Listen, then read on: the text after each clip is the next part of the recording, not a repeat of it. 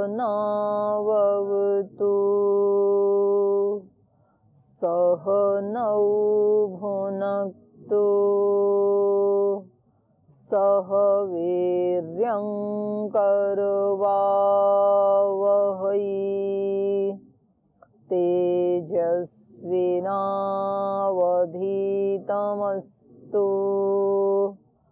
मा विद्विषावहै। ओम शांति शांति शांति।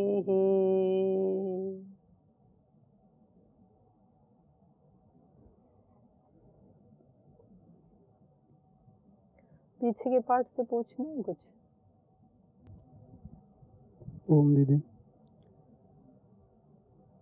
ये 9वें श्लोक में कहते हैं त्यक्त्वा देहम पुनर्जन्म, यानी जो मेरे दिव्य जन्म कर्मों को तत्वता जान लेता है वो मुझे प्राप्त होता है।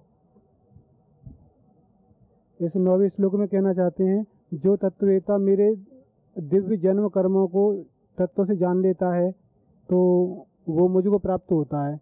तो ये मुझको प्राप्त होता है, ये थोड़ा क्लियर नहीं हुआ मुझको, यानी ईश्वर में हो जाता है या ये थोड़ा क्लियर नहीं हो रहा है।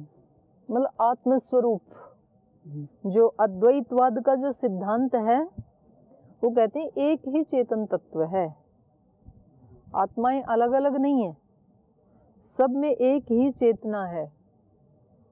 आप जितने भी बैठे हैं ना शरीर, इन सब शरीरों में एक ही चेतना काम कर रही है। जैसे बिजली एक ही है तो वो ही एक ही बिजली पंखे में भी काम कर रही है, लाइट में भी काम कर रही है, माइक में भी काम कर रही है, तो सब जगह एक ही लाइट काम कर रही है ना, एसी में भी काम कर रही है। ऐसे अद्वैतवादी मानते हैं एक ही चेतन तत्व है।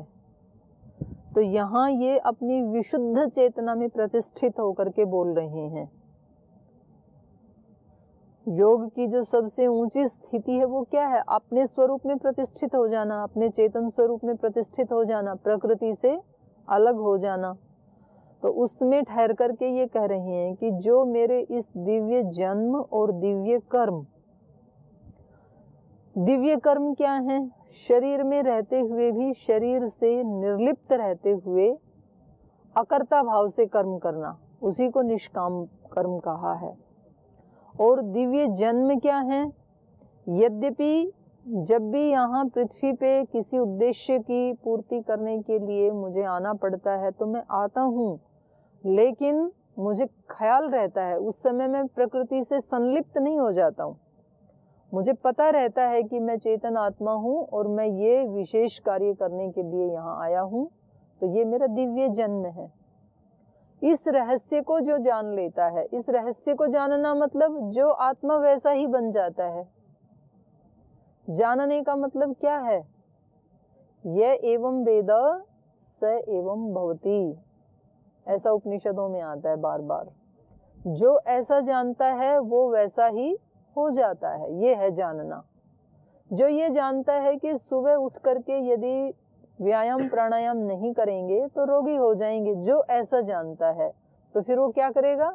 उसका अनुष्ठान करेगा व्यायाम प्राणायाम का। यही सच्चा ज्ञान है।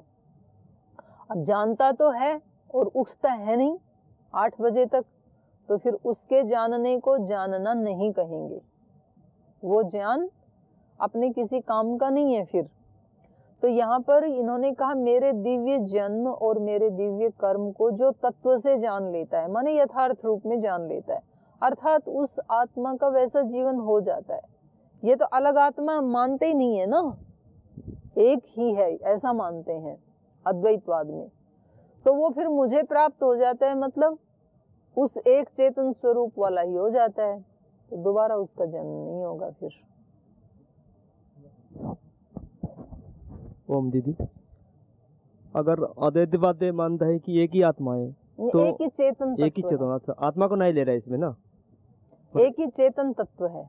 चेतन में मतलब ईश्वर को ले रहा है ना, आत्मा को ले रहा है इसमें? वो आत्मा शब्द का प्रयोग ही नहीं करते हैं, ना ईश्वर का प्रयोग करते हैं। तो सबका अलग अलग दुख सुख दुख क्यों होता है ऐसा उनके हिसाब से? नहीं, वो जैसे ये सारे इंस्ट्रूमेंट अलग अलग फंक्शन है इनके, तो जब वो चेतन तत्व इस विशेष शरीर के साथ जुड़ा और इस शरीर ने जैसे जैसे कर्म किए तो वैसा वैसा वो दिखाई देगा चेतन, सुखी या दुखी, दुबला या पतला या जैसा भी। लेकिन अगर इन सीमाओं को उसने हटा दिया तो फिर वो वही है, ऐसे मानते हैं। ठीक है, हो गया। चलो आगे। तो ये कल बता रहे थे, न माम कर्माणि लिम्पन्ति न मे कर्म फले स्पृहा इति माम यो अभिजानाति कर्म भी स न बध्यते। ये पढ़ लिया था ना 14 नंबर। हाँ, तो कह रहे हैं कर्म, यद्यपि मैं कर्म करता हूँ लेकिन कर्मों से लिप्त नहीं होता हूँ। वो एक वेद मंत्र भी है ना, ईश्वर का स्वरूप कैसा माना है चेतन का,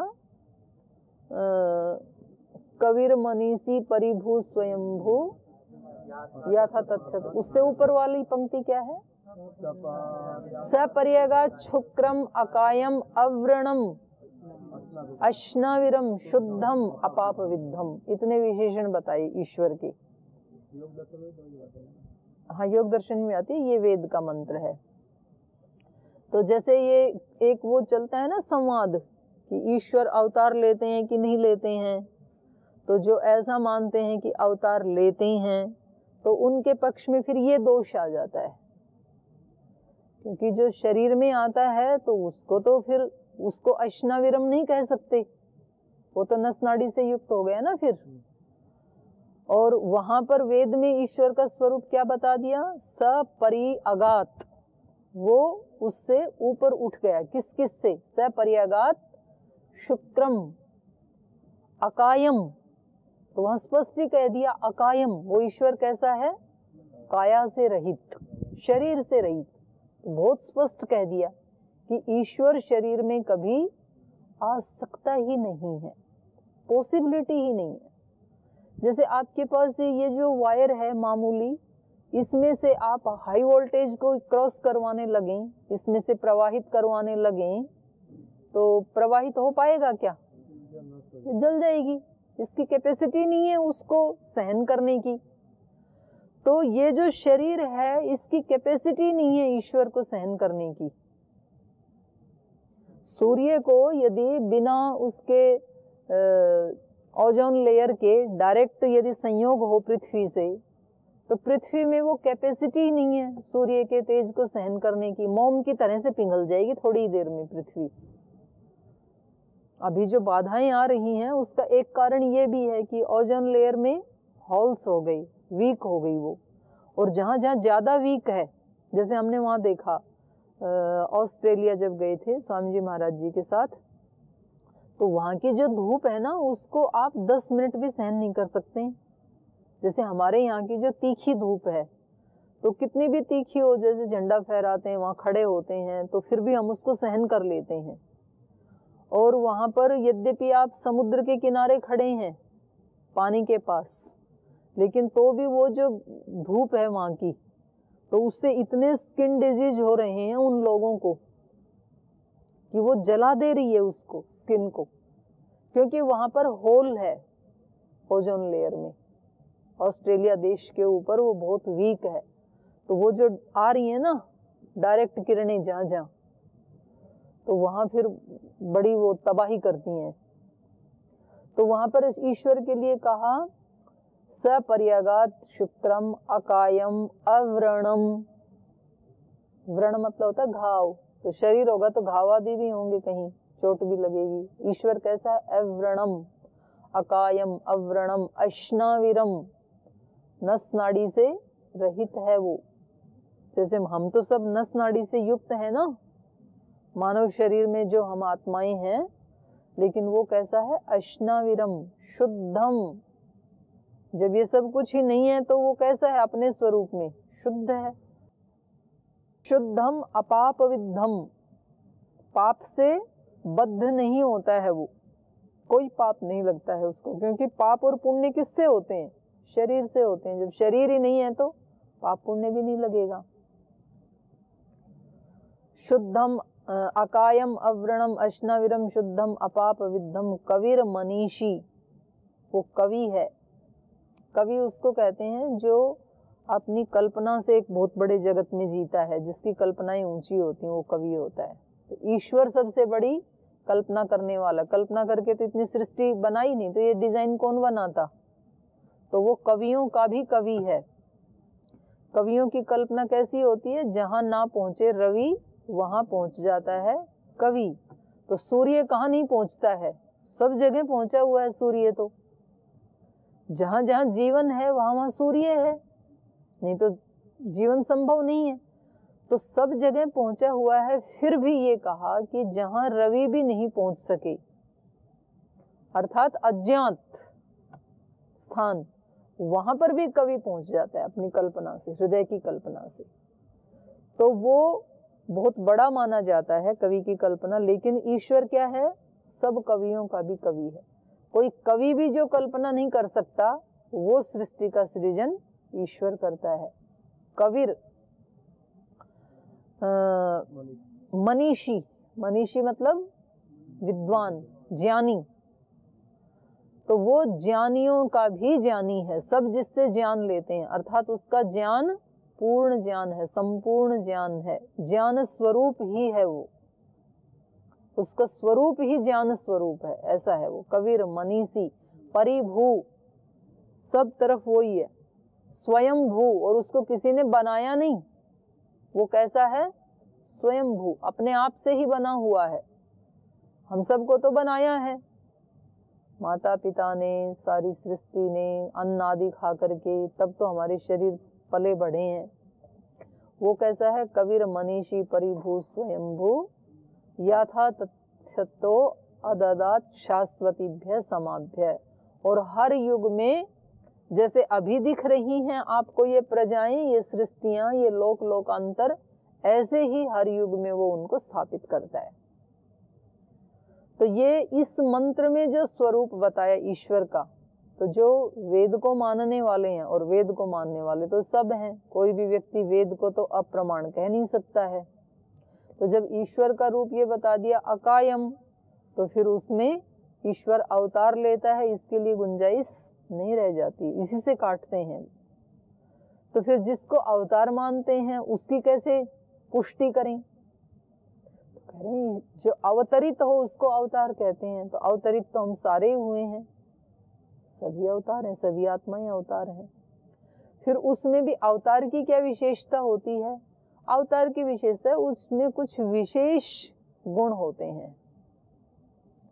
तो उसको जो विशुद्ध वैदिक धर्मी है वो उसको कहेगा ईश्वर की विभूति है वो, और दूसरा जो एक मत है वो कहेगा उसी को हम अवतार कहते हैं। तो केवल शब्दों का अंतर है। ईश्वर तो कभी भी मनुष्य देह में पूरा अवतरित नहीं हो सकता है, ये तो इम्पॉसिबल है, हो ही नहीं सकता है। उसकी जहाँ विशेष कहीं दिखाई देती है झलक, सृष्टि में जहां कहीं भी कुछ विशेष दिखाई देता है आपको, जैसे तेज विशेष कहाँ दिखाई देता है?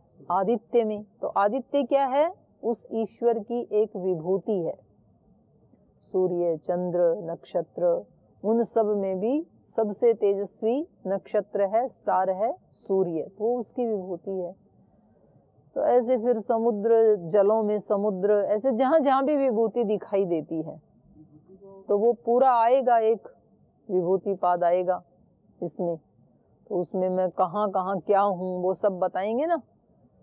तो नागों में मैं वासुकी हूँ, मनुष्यों में मैं अर्जुन हूँ, ऐसे ऐसे बताएंगे। वृक्षों में मैं अश्वत्थ हूँ, पीपल का वृक्ष हूँ। जितने भी वृक्ष हैं वो दिन में कार्बन डाइऑक्साइड लेते हैं, ऑक्सीजन छोड़ते हैं, लेकिन रात को वो भी कार्बन डाइऑक्साइड छोड़ते हैं, वृक्ष भी। इसलिए रात को वृक्ष के नीचे सोने का विधान नहीं है। लेकिन पीपल मात्र एक ऐसा वृक्ष है जो 24 घंटे ऑक्सीजन छोड़ता है। तो सबसे विशेष विभूति होगी ना वृक्षों में। और उसको जब जलाते हैं तो उससे जो कार्बन बनता है वो बहुत कम मात्रा में बनता है। सबसे ज्यादा कार्बन बनता है नीम को जलाने में। इसलिए नीम की लकड़ी से हवन करने का विधान नहीं है, क्योंकि जितना आप घी डालोगे उससे ज्यादा तो आपने कार्बन डाइऑक्साइड बना दी, तो अशुद्ध और कर दिया वायुमंडल को आपने। इसलिए हवन में कौन सी लकड़ी जलाई जाती है? पीपल की। पीपल की या आम की? सबसे श्रेष्ठ है पीपल। फिर सेकंड नंबर पे आम को भी जलाने से कम कार्बन बनता है। तो जहां जो सब वृक्षों में जो एक अलग विशेषता दिखाई दे रही है तो वो ईश्वर की विभूति है। तो यहाँ ये बता रहे थे कि न माम कर्माणि लिम्पन्ति, मेरे को कर्म लिप्त नहीं होते हैं, न में कर्म फले स्पृहा, और क्योंकि मेरी कर्म फल में स्पृहा नहीं है, मैं कुछ पाने के लिए नहीं आता हूँ ना, आसक्ति नहीं है कर्म फल में। इति माम यो अभिजानाति, ऐसा मेरा स्वरूप जो जानता है। कर्म भी सह न बध्यते, वो कर्मों से बंधता नहीं है बल्कि कर्मों से मुक्त हो जाता है। कर्म तो करता है लेकिन कर्मों से बंधता नहीं है। आगे, एवं ज्ञात्वा कृतं कर्म पूर्वैरपि मुमुक्षुभिः कुरु कर्मैव तस्मात् त्वं पूर्वै पूर्वतरं कृतं किं कर्म किम् अकर्मेति कवयोऽप्यत्र मोहिताः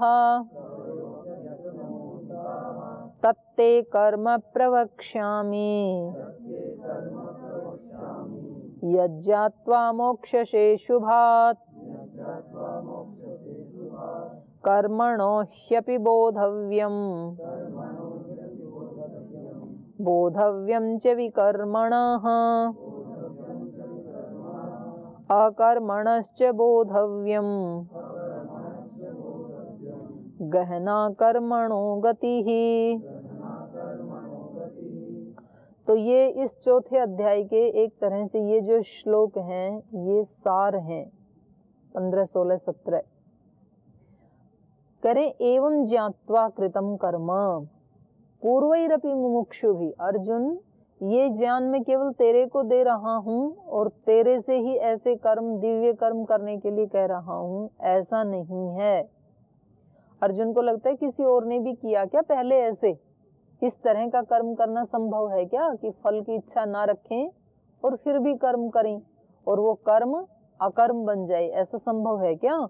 तो इन्होंने कहा पूर्वैरपि मुमुक्षुभिः, तुझसे पहले भी जो मुमुक्षु थे मोक्ष के, पूर्वैरपि मुमुक्षुभिः एवं ज्ञात्वा, ऐसा जान करके कि कर्म बंधन ना बने, ऐसा कर्म करें, ऐसा जान करके कृतं कर्म, उन्होंने भी कर्म किए हैं। पहले बहुत ऋषि हो चुके हैं, तेरे से पहले बहुत मुक्त आत्माएं हो चुकी हैं और उन्होंने इस कर्म के रहस्य को जान करके कर्म किया, तो कर्मों ने उनको बांधा नहीं, कर्म बंधन नहीं बने।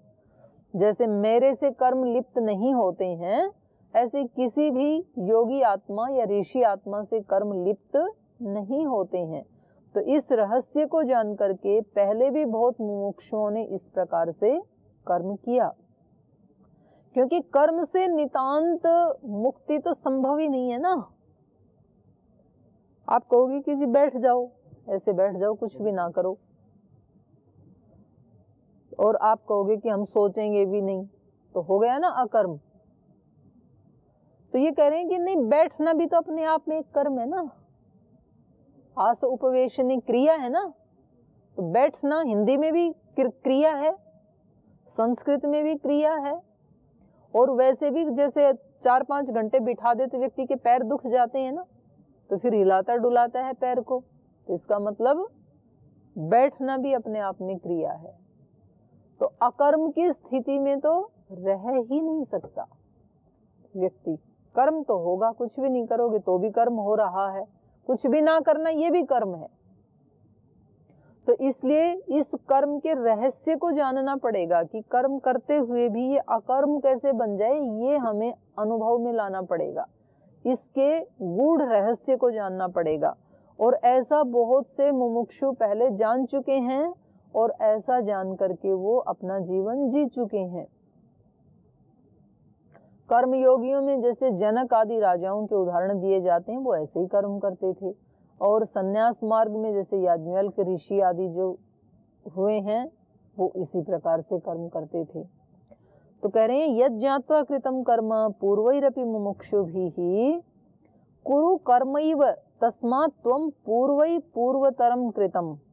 तस्मात् इसलिए त्वं हे अर्जुन तू भी पूर्वै पूर्वतरम कृतम कर्म एव कुरु, तेरे से पहले और उससे भी पहले जिन्होंने इस प्रकार से कर्म किए, निष्काम भाव से कर्म किए, उनको जान करके कर्मैव कुरु, कर्म ही करना है, तेरे को भागना नहीं है युद्ध से। एव लगा दिया, कर्म करना ही पड़ेगा, उससे आप छूट नहीं सकते हैं। इसलिए कई लोग जैसे सोचते हैं ना कि जी ये सब पढ़ाई आदि छोड़ करके हम तो हिमालय जाना चाहते हैं, कुछ भी नहीं करना है हमें, तो वहां भी तो कुछ तो करना पड़ेगा। जब आपको भूख लगेगी तो खाना खाना पड़ेगा, और खाना खाने के लिए या तो किसी लंगर में जाना पड़ेगा, या तो खुद बनाओगे तो फिर आपके पास कुछ खरीद के लाना पड़ेगा, फिर उसको चूल्हे पे बनाना पड़ेगा, फिर उसको खाना पड़ेगा, फिर बर्तन साफ करने पड़ेंगे, फिर जो वस्त्र पहने वो धुलने पड़ेंगे, सोना पड़ेगा। तो कम से कम साधना करने के लिए भी आपको कितने कर्म करने पड़ेंगे? हजारों कर्म करने पड़ेंगे। साधना करने के लिए भी शरीर चाहिए, और शरीर को रखना तो यहाँ तो पता नहीं चल रहा है ना, तो थोड़ा गेट के बाहर जाके देखो, और फिर जब सूर्यास्त होगा तो पता लगेगा कि अब मैं रात को सोऊं कहाँ। बोल जी हम तो वैसे ही उसके किनारे सो जाएंगे, नदी के किनारे, और फिर रात को बारिश आएगी तब कहाँ जाओगे? तो फिर आपको कमरा चाहिए होगा, तो कमरा कहाँ से बनाओगे? पैसे तो है नहीं आपके पास, तो फिर आपको पैसे धन कमाना पड़ेगा। आपको लगेगा कि कम से कम एक कुटिया तो होनी चाहिए जिसमें मैं बैठ सकूं बारिश में, सर्दी में।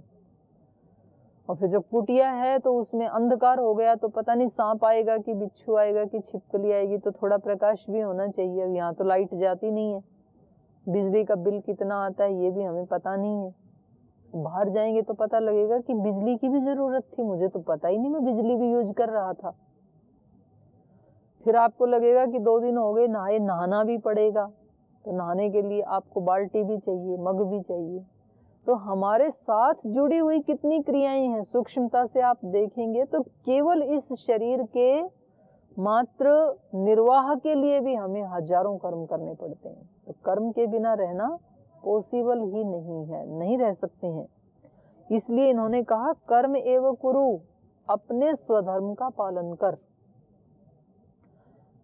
आचार्य विनोबा भावे बहुत बड़े संत हुए हैं, तो उन्होंने अपने उसमें लिखा हुआ है कि उनके मित्र जो हैं वो कहीं यहाँ जम्मू के उसमें उद्यानों में, जंगलों में घूम रहे थे, और उन्होंने उनको पत्र लिख लिख करके भेजा कि यहाँ बहुत सुंदर स्वच्छ झरने बह रहे हैं लगातार, और इतनी ऊंची ऊंची पर्वत श्रृंखलाएं हैं, और इतना मनोरम दृश्य है, आप एक बार यहाँ आएंगे ना तो आप धन्य हो जाएंगे। तो उन्होंने कहा कि चलो एक जगह तो मैं आ सकता हूँ, पर पता नहीं इतने मनोरम दृश्य तो इस सृष्टि पे कितने होंगे, सब जगह तो जा नहीं सकता हूँ। और यदि मैं वहां आऊंगा तो मैं अपने स्वधर्म से हट जाऊंगा, स्वधर्म का पालन कैसे करूंगा? वहां के बैठ गया तो जो ईश्वर ने मुझे मेरा स्वकर्म और स्वधर्म है उसमें लगाया है, तो मैं उसको कैसे करूंगा? तो उन्होंने कहा कि जिस दृश्य की आप वर्णन कर रहे हैं मुझे, वो दृश्य तो मैं आंख बंद करते ही अपने चित्त में अनुभव कर लेता हूं। एकाग्रता होते ही यहाँ पर स्वच्छ झरने बहने लगते हैं, यहाँ पर पूरी शांतता है। तो मैं अपने उस दिव्य आनंद को छोड़ करके जो मेरे अंदर ही उपलब्ध है, मैं वहां नहीं आ सकता हूं। तो ये भागना समाधान नहीं है, जागना समाधान है। किसी चीज से परेशान होकर के वहां जाना ये समाधान नहीं है। समाधान तो आपको करना है, स्थान को नहीं करना है। स्थान थोड़ी समाधान करेगा, समाधान तो आत्मा को करना है। तो जो यहाँ समाधान की स्थिति में है वो वहां जाके भी समाधान की ही स्थिति में रहेगा, और जो यहाँ समस्या की स्थिति में है तो समस्या तो अंदर है, बाहर थोड़े ही है, तो वो तो मेरे साथ ही जाएगी, और उसको मुझे अंदर ही सुलझाना पड़ेगा। बाहर से समस्या का समाधान नहीं हो सकता है। क्योंकि समस्या बाहर है ही नहीं, समस्या तो मन में है। बाहर की समस्या बाहर से सुलझाई जा सकती है। बाहर की समस्या, किसी के पास घर ना हो तो फिर घर बना दें तो ये समस्या सुलझ गई बाहर की बाहर से। पर सब कुछ होते हुए फिर मन दुखी है तो ये समस्या बाहर नहीं है, फिर ये तो अंदर है। अंदर वाली को तो फिर अंदर ही ठीक करना पड़ेगा। बाहर का कोई व्यक्ति भी ठीक नहीं कर सकता है, बाहर की कोई वस्तु भी ठीक नहीं कर सकती है। आप कहोगे जी बाहर के जो गुरुजन हैं, जो शास्त्र हैं, वो हमें कुछ अच्छा बता देते हैं और हमारी अंदर की चित्त की स्थिति ठीक हो जाती है। बाहर वाले बताते हैं लेकिन उसको सुन के वैसा अनुभव करना ये तो आपको करना पड़ता है। बाहर वाले बताएं और आप अंदर उसको अनुभव ना करें, फिर समस्या का समाधान नहीं होगा। तो अल्टीमेटली समस्या की अंदर की समस्या का समाधान किसको करना पड़ेगा? मुझे ही करना पड़ेगा, अंदर ही करना पड़ेगा। तो कर्म से भागना ये अपने आप में एक अपराध है। तो जो इतने ऋषि मुनि जो जंगलों में जाते थे, एकांत में जाते थे, तो क्या वो सब अपराधी थे क्या? नहीं, उनका प्रारब्ध वैसा है, उनका स्वधर्म वही है, उनका स्वकर्म वही है। तो वो किसी उससे परेशान होकर के भागे थे या वहां जाके भी परेशान थे, ऐसा नहीं। वो एक बहुत महान अन्वेषण में लगे हुए थे और उस अन्वेषण के लिए जो उनको उचित लगा, जैसे मान लो कोई साइंटिस्ट खोज करता है तो लेबोरेटरी में जाके तो बैठेगा, सड़क पे बैठ के थोड़ी इन्वेंशन होता है।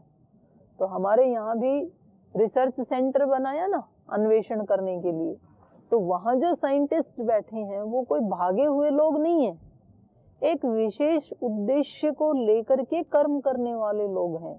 वो वहाँ कर्म कर रहे हैं लेकिन एक विशेष उद्देश्य को लेकर के लगे हैं कि उनको उस पर्टिकुलर विषय के ऊपर खोज करनी है, तो उसके लिए उनको लेबोरेटरी चाहिए।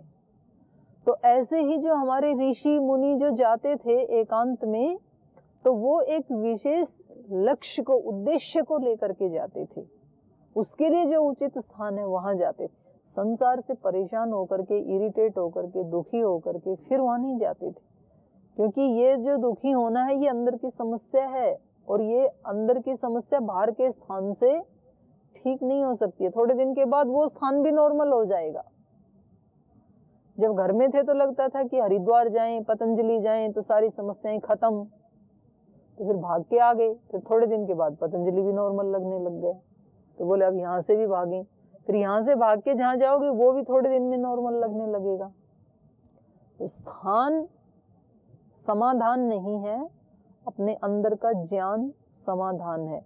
इसलिए कृष्ण कर्म छोड़ने के लिए नहीं कह रहे हैं, वे कह रहे हैं पहले के मुमुक्षुओं ने जैसे कर्म किया, सलीके से कर्म करना सीख लो, तो ये कर्म ही आपके मोक्ष का कारण बन जाएगा। जो भी आपका स्वधर्म है, जो भी आपका निहित कर्म है, आप उसको करो। इसी बात को बताया कि न स्थान नियम चित्त प्रसन्नता। हाँ हाँ हाँ, तो चित्त की प्रसन्नता के लिए स्थान का नियम नहीं है कि कौन से स्थान पे चित्त प्रसन्न होगा। तो स्थान उसमें सहायक बनता है लेकिन उसमें कारण नहीं बनता है। तो इसलिए कहा पूर्वई पूर्वतरम कृतम कर्म एव कुरु त्वम। इसलिए अर्जुन, पहले भी जिन मुमुक्षुओं ने इस कर्म के रहस्य को जान करके जिस तरीके से, जिस सलीके से कर्म किए, वैसे ही तू कर्म कर। और कह रहे इसके बारे में तुझे जानना बड़ा आवश्यक है। ये मतलब सार हैं ये अगले दोनों श्लोक, कि तेरे को ये जानना पड़ेगा कर्म क्या है, विकर्म क्या है, अकर्म क्या है। तो कर्म का मतलब है यहाँ पर सकाम कर्म, कामना को लेकर के जो कर्म किए जाते हैं वो कर्म। तो इसलिए कहा किम कर्म किम अकर्म इति कवयोपि अत्र मोहिता। कवि का मतलब है यहाँ विद्वान। कर्म क्या है, अकर्म क्या है, इसमें विद्वान लोग भी मोहित माने कंफ्यूजन में रहते हैं। क्योंकि वास्तव में सामान्य रूप से व्यक्ति कर्म किसको कहते हैं? जो अपने सुबह से शाम तक जो भी करते हैं, जिसका जो स्वधर्म है। किसान है तो खेती कर रहा है, अध्यापक है तो अध्यापन कर रहा है, वकील है तो कोर्ट में जा रहा है, अपने केस लड़ रहा है।